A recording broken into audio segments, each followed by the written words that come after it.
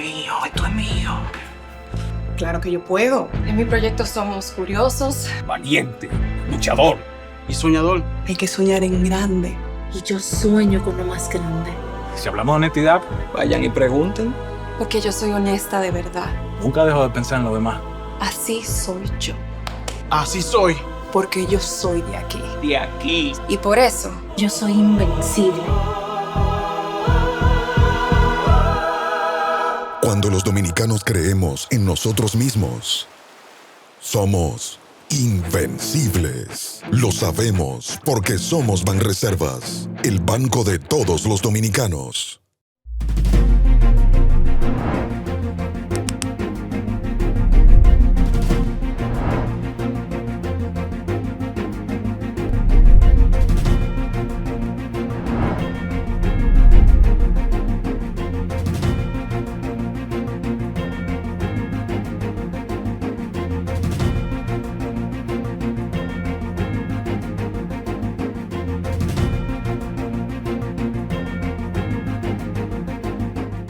Gracias por conectar con nosotros en esta entrega de Reseñas, el podcast. Un nuevo día, así comenzamos con esta entrega solitaria sin Adelaida Martínez y Yarit Ortiz, que siempre me acompañan y me seguirán acompañando en Reseñas. Esta semana, señores, hay una noticia que, aunque se produjo, tiene connotaciones internacionales, porque fue una resolución del Consejo de Seguridad de las Naciones Unidas que determinó cambiar la estrategia en cuanto al formato de asistencia a la paz en Haití. Ha aprobado la resolución de las Naciones Unidas la intervención de una fuerza militar para combatir las pandillas en Haití, que es el primer paso que debió haber cumplido la primera misión, y con las fuerzas kenianas y otras fuerzas muy pocas no pudieron con el poder tener en sus manos control del territorio de Haití.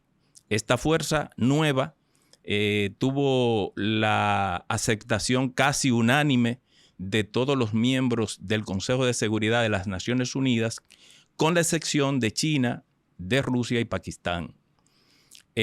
Alegaron que es una fuerza sin programación, sin un plan, y que no se adherían a ese cambio de resolución. Sin embargo, para nosotros y para los haitianos es un paso nuevo, un paso positivo hacia la normalización de la paz en Haití, que es el paso previo a poder organizar elecciones libres en Haití, y de modo que ese pueblo pueda transitar el camino de la paz, la democracia y el desarrollo.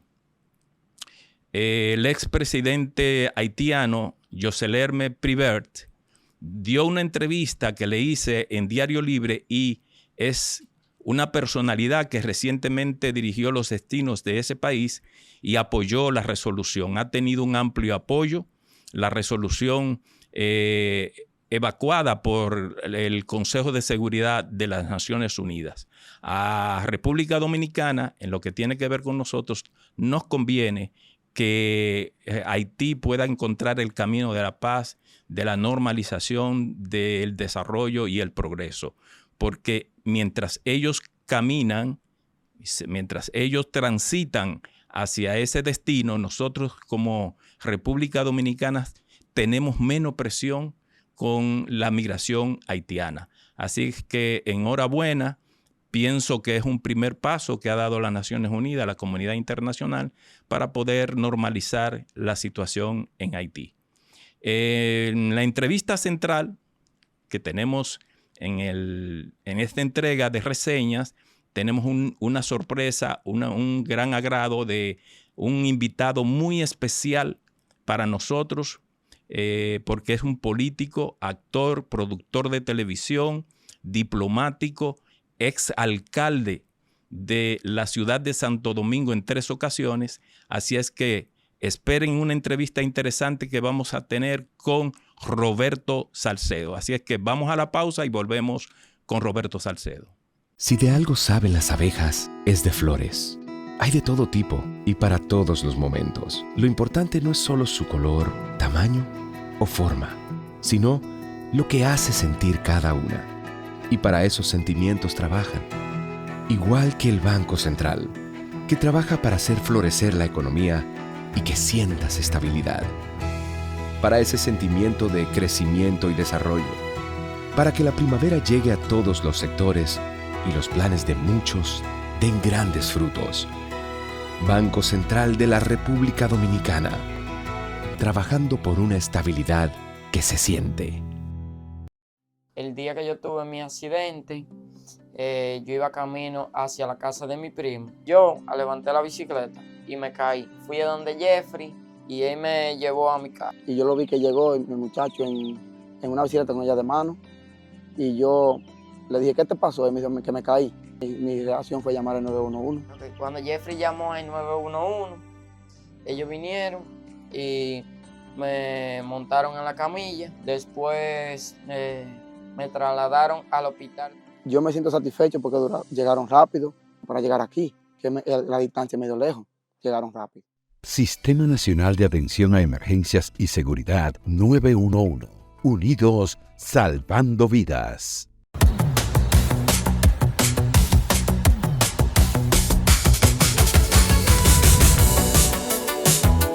La movida está en tus manos. Expo Móvil Banreservas, del 23 al 26 de octubre.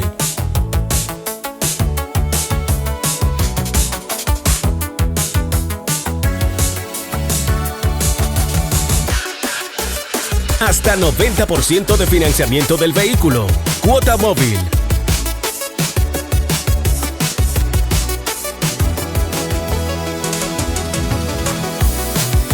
Hasta 7 años para pagar. Comienza a pagar en febrero 2026. Haz que pase y precalifícate vía WhatsApp al 809-960-2110. Expo Móvil Banreservas. Banreservas, el banco de todos los dominicanos. En el Ministerio de Interior y Policía, somos garantes de la seguridad.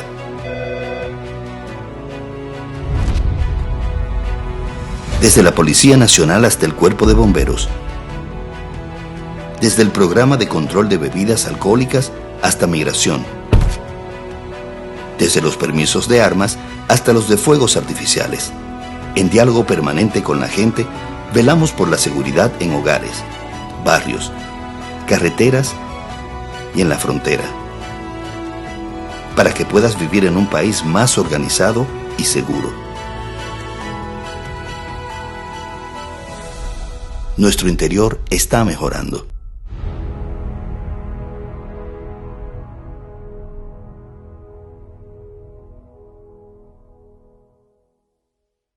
Y ahora, el bateador se prepara con 2 outs.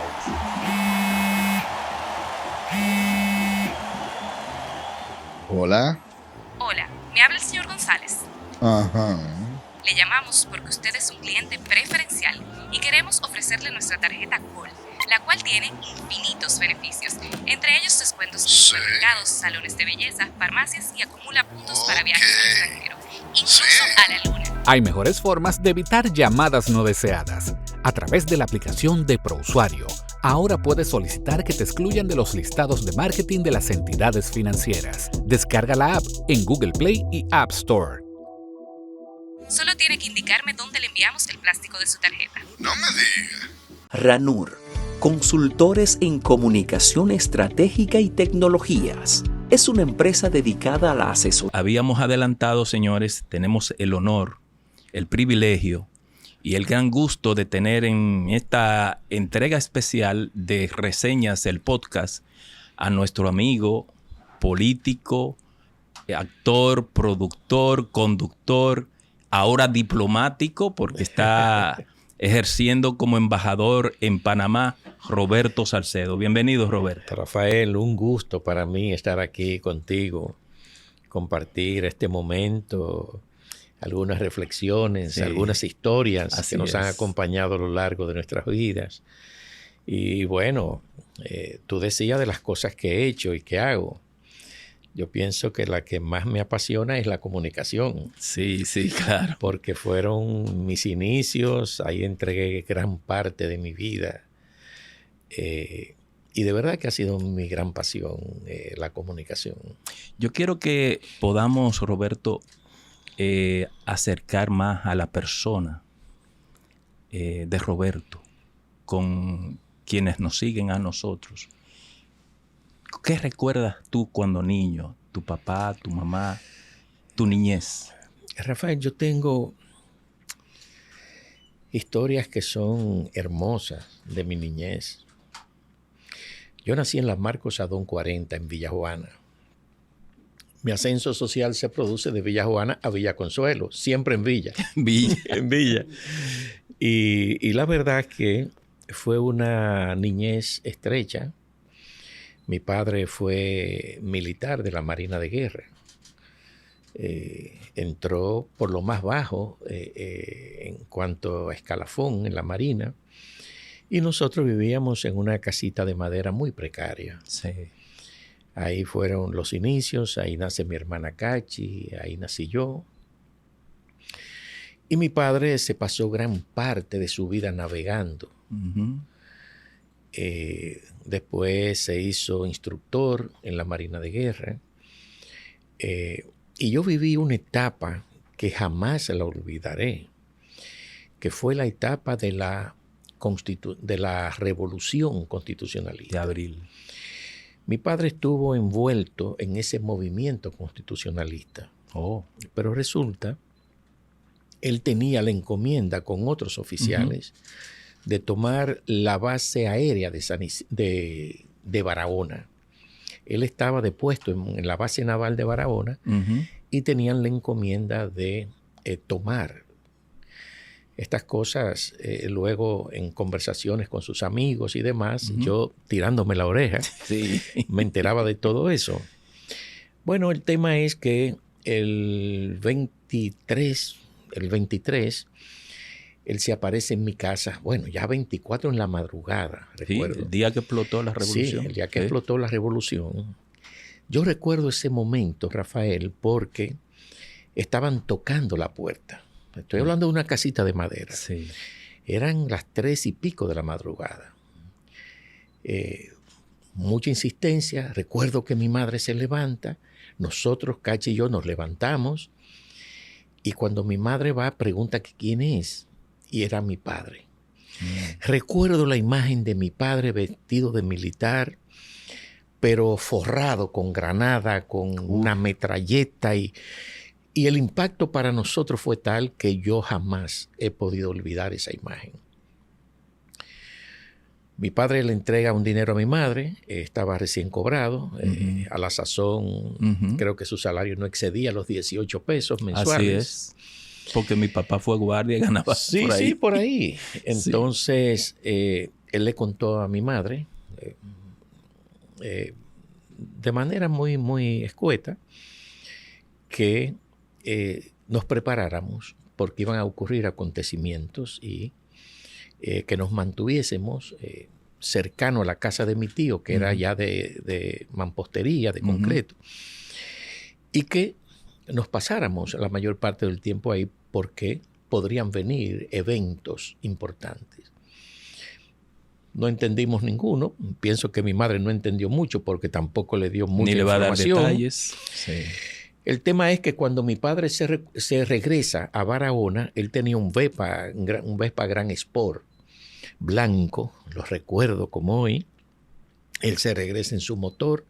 Fue detenido en Barahona a su llegada porque alguien que estaba comprometido con el movimiento desertó y dio la información. Mi padre se pasó la revolución entera preso debajo de un barco, en la parte baja de un barco, ahí con otros oficiales.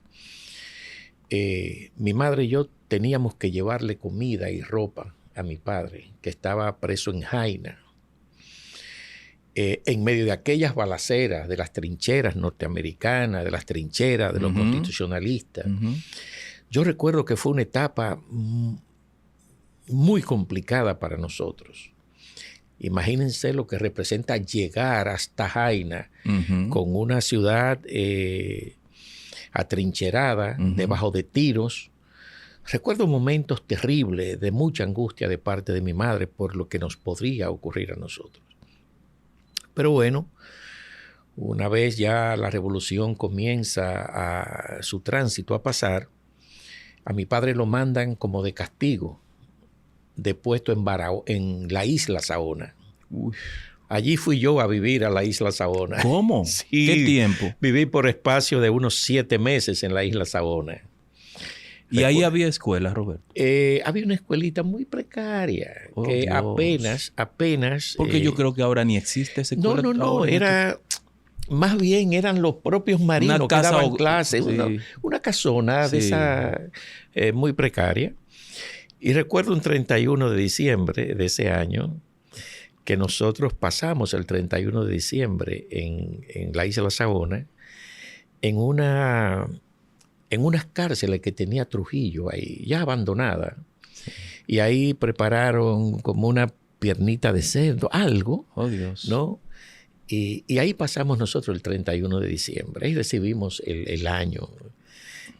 Recuerdo eso, Rafael. Un recuerdo, Roberto, que yo lo veo glorioso, desde este punto de vista glorioso, porque tu papá jugó un rol del lado de la verdad. Sí, claro. De la constitucionalidad.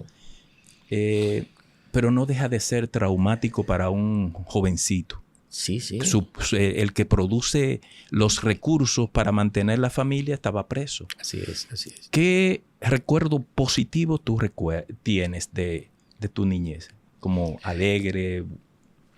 Sí, bueno, a pesar de esos momentos que fueron momentos difíciles, obvio, me pasé una niñez estudiando en la Escuela República Dominicana, después en la Academia Patrón San José, jugué mucho béisbol. Yeah. Recuerdo que mi primer viaje fuera del país fue a jugar béisbol a Puerto Rico. ¿Cómo?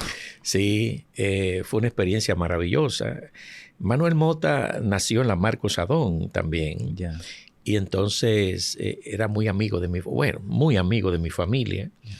Y entonces él conformó su liga, una liga de niños, ya hecho profesional, muy exitoso. Quiso formar una liga para dar apoyo a esos niños y yo fui de los fundadores de la Liga Manuel Mota. Entonces, fue una niñez muy vinculada al béisbol.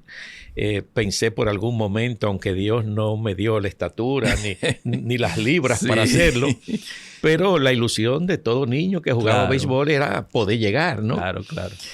Y bueno, digamos que esa fue en gran medida mi infancia. Ahora, Roberto, ¿cuál es la historia de los pasos hacia la comunicación? ¿Cómo llegas tú a la comunicación y tu visión que tienes sobre la comunicación que se está haciendo hoy en el mundo, pero fundamentalmente en República Dominicana? Sí, bueno, cuando voy a Puerto Rico, después juego béisbol, regreso. Mi tía vivía en Puerto Rico. Tenía a sus 2 hijos allá, tenía a Andrés y a Nuris. Y ella me dice que si yo me quiero ir a vivir para allá, para Puerto Rico. Bueno, le pido autorización a mis padres, me dicen que sí y yo me voy. Allá me pongo a estudiar mi bachillerato, obvio, y me invita un amigo, recuerdo, se llama Fran, hace muchos años que no le veo. Yo le digo a Fran, recuerdo ese momento, le digo, Fran, vamos el fin de semana a Plaza Las Américas en Puerto Rico. Sí. Y me dice, mira, no puedo porque yo tengo clase de teatro. Yo, ¿de qué? Me dice, de teatro. Y yo, ¿y tú estudias teatro? ¿Y eso hay que estudiarlo? Sí. Me dice, claro, yo estoy en una academia de actuación. Mira, te voy a invitar, por cierto, a una obra de teatro. Wow. Y yo, ajá. Dice, sí, es un monólogo, recuerdo. Un monólogo que se llama Diario de un loco de Nicolás Gogol. Recuerdo como hoy. Yo fui y un actor maravilloso, Félix Monclova, un actor cubano radicado en Puerto Rico. Y yo vi aquella actuación maravillosa y yo de atrevido, confieso que fue muy osado, por eso lo hago yo. Y como que me entusiasmé viendo... Eso yo lo sé hacer. Sí, yo lo sé hacer, eso. Y el público ahí, la respuesta del público, el actor, como que eso me produjo una sensación muy agradable. Le dije, mira, Fran, yo quiero estudiar teatro. Me dice, vamos. La semana siguiente él me llevó, me inscribí, comencé a estudiar teatro. En ese momento se filmaban muchas telenovelas en Puerto Rico. Y bueno, parte de los profesores de la academia de actuación eran actores de novela, muy buenos actores, pero muy buenos actores y muy reconocidos en Puerto Rico. Bueno, necesitaban unos extras para una escena en una novela. Y dentro de los muchachos que escogieron estaba yo. Yo recuerdo a Telemundo, para mí un gran impacto entrar a un canal de televisión, nunca había vivido como esa experiencia así. Y yo en mi calidad de actor, obvio. Entonces, firmo mi asunto y mi tía veía esa novela. Y en horas de la noche, estamos viendo la novela y ella ve... pero se parece a ti. Yo, tía, es que usted está frente a un actor. O sea, ¿cómo un actor, muchacho? ¿Y cómo tú llegaste ahí? Digo yo, bueno, entonces yo le cuento. Yo le dije que yo iba a estudiar teatro. Bueno, me escogieron por mis condiciones. ¿Y qué condiciones tenía yo, por Dios? Escogieron un grupo y en ese grupo fui yo. Y entonces, cuando yo regreso a República Dominicana, de nuevo, al país, me enrolo en la corriente teatral de Bellas Artes. Sí. Ahí tuve yo el inmenso privilegio de trabajar con personas de la dimensión de Rafael Villalona, Delta Soto, Franklin Domínguez, que murió recientemente, Iván García, Iván murió también reciente, pero actores maravillosos. Sí. Entonces yo tuve ese inmenso privilegio con Fernando Cristóforo, que en paz descanse. Exacto. Murió muy joven, Fernando. Bueno, y a mí era que me enviaban a Radio Televisión Dominicana, al Show del Mediodía, a anunciar las obras. Porque yo vivía muy cerca de Radio Televisión Dominicana y me quedaba cómodo. Entonces yo iba todos los días casi a anunciar las obras. Un día me dice Julio César Matías Pololo, mira, tú vienes siempre aquí. ¿No te gustaría venir sin compromiso de pago? Pero a veces necesitamos extra en las comedias. Y yo, pero mira qué bien. Claro, yo puedo venir. Excelente. Yo no tenía dificultades. Además vivía muy cerca. Julio César Matías Pololo. Sí. Entonces, así comienzo yo a asistir sin salario, sin ser nombrado en el Show del Mediodía. Bueno, yo siempre he sido muy disciplinado. Llegaba el primero al Show del Mediodía, ayudaba a montar los sets de las comedias. Si hacía falta un detallito, yo lo buscaba. Me hice como un traidor, como dicen, el que trae las cosas, trae esto por aquí, trae esto por allí. Entonces... Indispensable y útil. Útil es la palabra. Útil. En diciembre, entonces, ellos me hacen un regalo y es que me nombran oficialmente en el cuadro de comedia del Show del Mediodía. Wow. ¿De qué año? Estamos hablando del 70 y pico. 70 y pico. 76, eso 77. Fue 76 más o menos, porque en el 78 gana don Antonio Guzmán, recuerdo. Sí. Entonces, bueno, ya yo era miembro del cuadro de comedia del Show del Mediodía. Lo que más se veía. Estar ahí era estar en la gloria, porque era lo único que había. Si la bandera dominicana es arroz, habichuela y carne, en ese momento había que decir Show del Mediodía. Show del Mediodía. Porque todos almorzábamos viendo el Show del Mediodía. Era lo único que había realmente. Así es. Entonces yo tenía ese inmenso privilegio. Sí. Bueno, en el 78, cuando gana don Antonio Guzmán, se produce la salida del Show del Mediodía, nombran a Toy de Camps, director de la televisión dominicana. Él, en unos cambios que hace el canal, el show del mediodía se va a Raintel y entonces se conforma un nuevo programa que se llama el show del 4. Yo recuerdo que ese lunes yo voy a mi show del mediodía y me dice, no, ya el show se fue. Yo, ¿cómo que se fue? ¿Se fue para dónde? Pero oye lo grande, Rafael. Yo estoy recién casado. Yo pagaba 145 pesos de casa. Yo ganaba en el show del mediodía 400 pesos ya a la sazón. O sea, yo estaba bien. Era bien. Sí, bien, muy bien. Pero ¿qué pasa? Yo pagaba 145 pesos de casa. Yo había sacado a plazo un juego de aposento y yo pagaba 65 pesos por ese juego de aposento. Ya van 200. Y 90 pesos por un juego de comedor. Ya van 290. No, o sea, ya no me está dando el dinero. Ya hay dificultad. Sí. Entonces me dice Pololo, me lo encuentro en el pasillo, mira, se fue el show del mediodía de aquí. Yo recién casado con esas deudas. Uy. Y digo yo, ¿y entonces? ¿Para dónde se fue? Me dice, no, ellos se fueron creo que para el Canal 7, pero aquí va a comenzar un programa y nosotros nos vamos a quedar aquí. Bueno, como ellos me dieron la oportunidad, sí, mi primera opción es quedarme con ellos, obvio. Digo yo, bueno, y entonces me quedo con ustedes. Me dice, sí, pero ¿cuánto tú ganas? Digo yo, 400 pesos. Dice, no te podemos pagar 400 pesos. Te podemos pagar 250 pesos. Uy. Pero no me ¿Qué da, déficit? No me da el dinero. No. Wow. Yo, bueno, lo único que atino decirle, ustedes me permitirían escribir comedia. Yo nunca había escrito, pero yo era muy amigo del doctor Narciso González. Sí, Narcisazo. Y me dice, y Narciso me estaba como dando algunos tips de cómo escribir. Y yo de atrevido, medio osado, ¿no? Yo, ¿me permiten escribir? Dice, todo lo que tú quieras. Yo te busco una libreta para que tú comiences en el pasillo. Me dice, por Lola. Digo yo, bueno, maravilloso. Llego a la casa, doy la información. Hay incertidumbre, obviamente, en el seno de la familia. Hay Angélica embarazada de Robertico. Tema. Es un tema. Que será un componente adicional, ¿no? Pero yo comienzo a escribir, a producir. De ahí es que nacen algunos personajes que se hicieron muy populares a la sazón. Armando Lío, Facundo, el Padrecito. Esos personajes que tuvieron una gran aceptación salieron de ahí. Yo llevaba ya como 2 o 3 meses escribiendo guiones. Yo gano 250 pesos y me llama el maestro Rafael Solano, que tenía un programa, el show de Rafael Solano o algo así.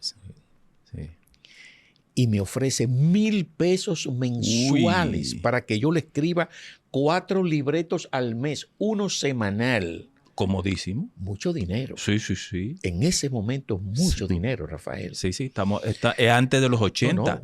Porque en el 79, en 1979, el salario mínimo era 125 pesos. Claro, estamos hablando de mucho dinero. Y en 1985, ya 5 años después, yo ganaba el mejor sueldo en Radio Televisión Dominicana, 450 pesos. 450 pesos. Ya te pusieron 1,000 antes de eso. Más 250. No, mucho dinero. Sí. Y bueno, ya mis guiones estaban funcionando muy bien. Yo estaba muy bien en la televisión. Me había como consolidado como guionista. Y Freddy Verasgoico, un día, que en paz descanse, me llama y me dice que me quiere ver. Recuerdo que lo recibo en mi casa, en el comedor, porque no tenía juego de sala. Y me dice que el show del mediodía quiere que yo regrese al programa. Y me hace una oferta de 3,000 pesos mensuales. Eso es mucho dinero en ese momento. Mucho dinero. Pero yo tenía un compromiso porque ya me habían mejorado sustancialmente el salario en el show del 4. Más lo del maestro Rafael Solano. Yo estaba muy bien. Sí, bien. Entonces, no quería como si el programa estaba descansando mucho en los guiones míos, no quería. Sí. Pero con el paso le di esperanza a Freddy. Le dije, mira, Freddy, vamos a ver un poquito más adelante. Tengo un compromiso con esta gente. No quiero cerrar esta puerta, obvio. Bueno, así comienza mi carrera en la televisión, Rafael.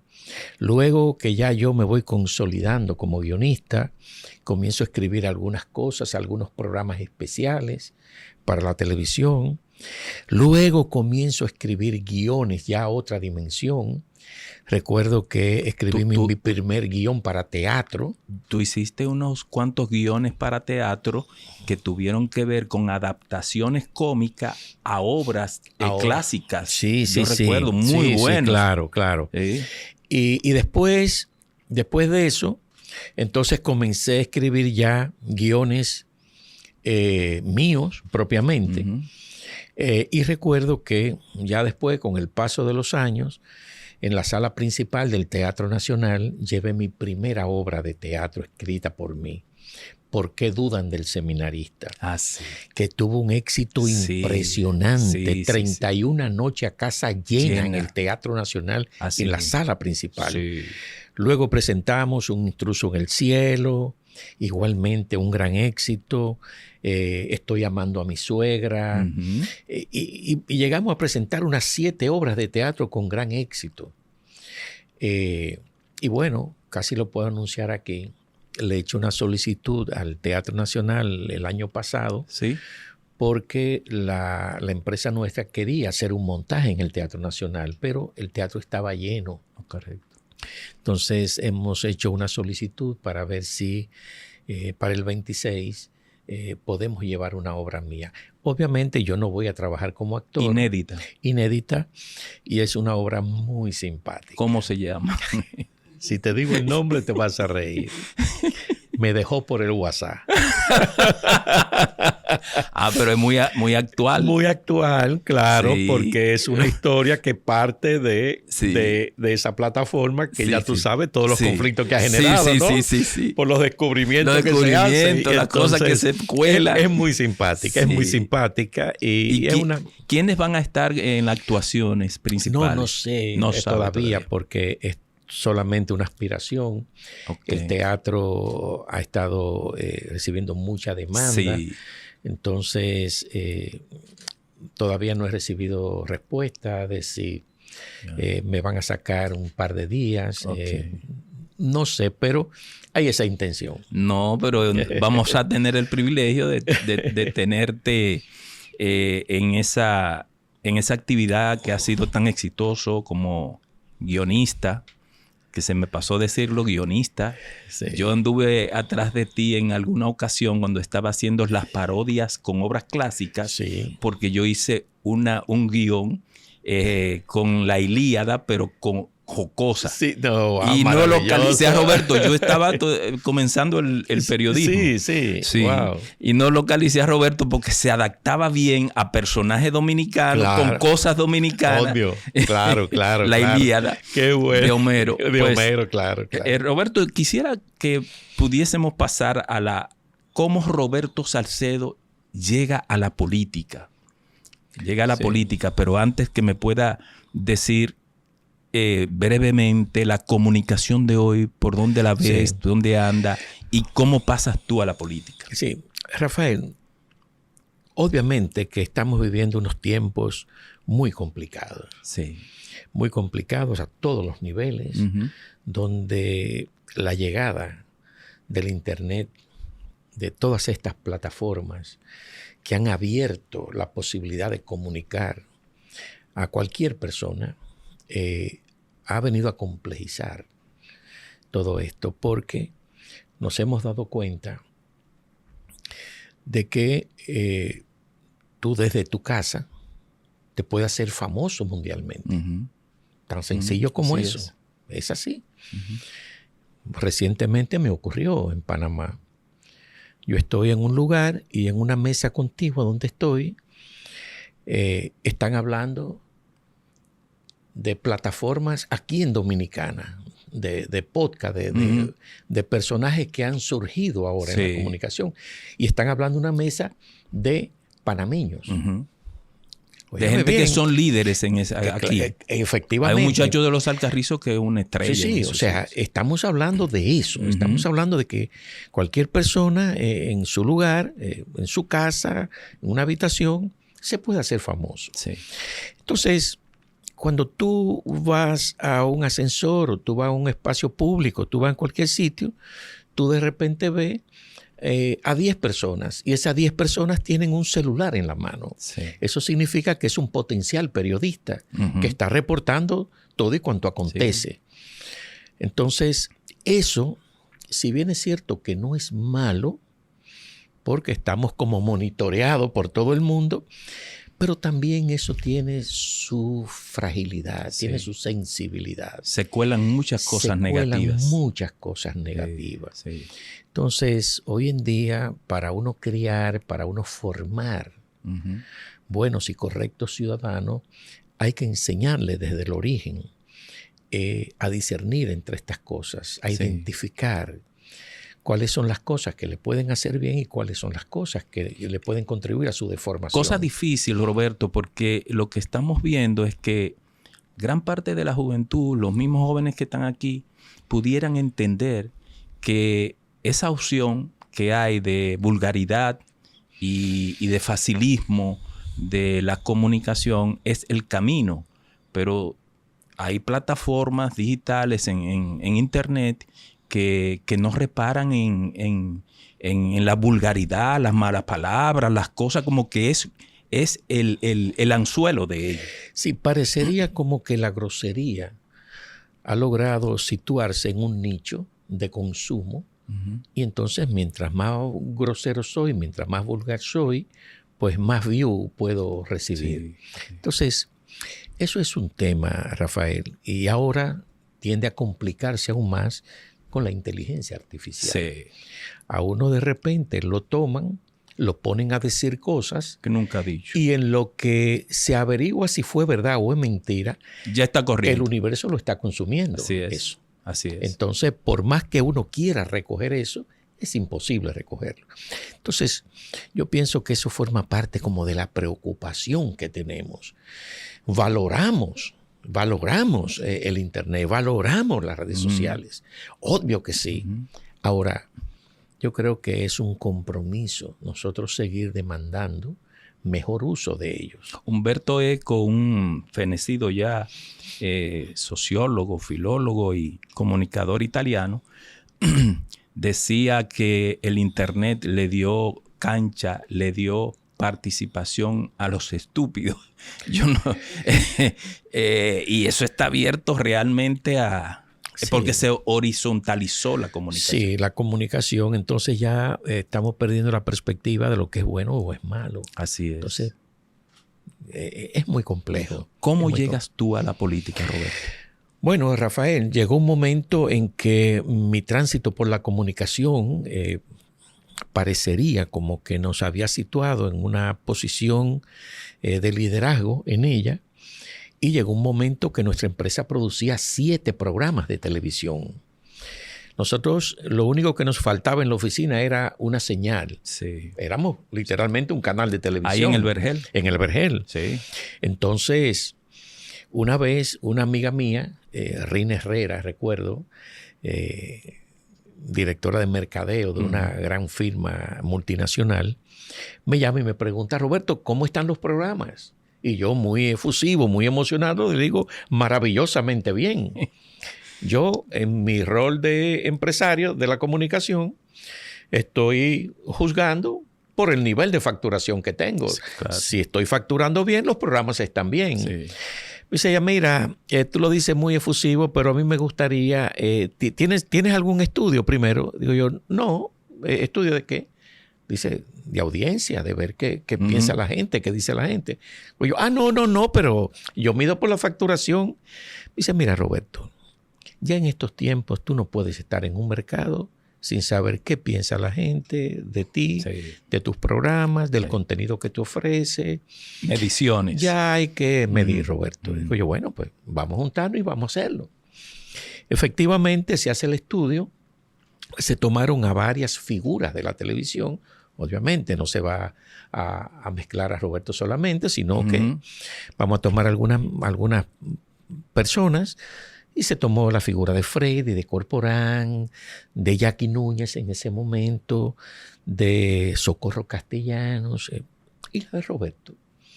Bueno, y se hace el estudio. Yo recuerdo que salí con una elevada valoración, Rafael. la gente tenía una gran opinión acerca de la figura de Roberto. Pero salía con una debilidad. ¿Cuál? Que era una fortaleza de Freddy y de Corporán. ¿Cuál era esa fortaleza? Bueno, que Freddy hacía labores de carácter social y Corporán también. Sí. La gente quería que esa figura de la televisión, tan familiar, tan querida, tan altamente apreciada, también hiciera lo propio. Como dice Hipólito, boronear. Sí, claro. Sí. Llegar. Y a mí me pareció como interesante. Sí. Lo único que no quería era coincidir con los nichos de Freddy y de Corporán. Sí. Entonces es cuando le digo a Rina, mira, ¿qué te parece, Rina, si hacemos campañas orientadas a cómo ser un buen ciudadano?